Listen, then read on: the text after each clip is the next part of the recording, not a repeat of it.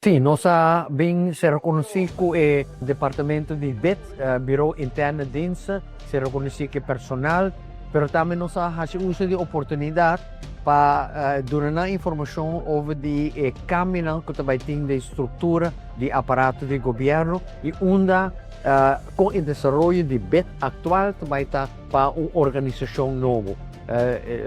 Quase todos os membros do personal estão aqui na oportunidade para fazer uma pergunta e maneira nós vamos sabe que é a primeira reunião nós também temos mais informação mais reunião também junto com o DRH para explicar cada passo do processo para chegar a uma organização nova de aparato de governo dentro do bureau atual e serviço do bureau atual não é bureau mesmo per terreno e trabalho também há caráter novo, também ampliar, também modernizar, também automatizar, também com o personal há informação de com o futuro lutar e maneira de bisa também está o melhor futuro.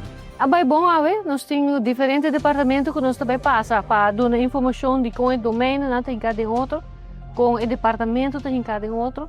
Mirando com os três domínios, justiça, arbeid, infra. E claro, também de viagem é inovação e bedrijfsvoering que também junto.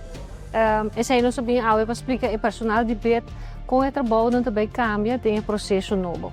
E também cultura e formação reporta também alinhar com a visão nova de organização nova que também vem.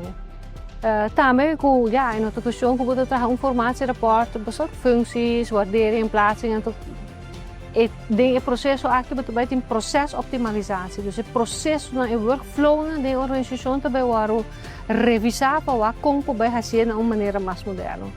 E feedback de personeel dat hoop ik bom. Tabak ko inderdaad no te toekomst bekana maneira que nós está pensa of botin kosten que botin fazer uitzondering. Pero pouco a pouco na caminho não também é conhecedor do processo tem que dar nossa informação para nós poder fazer.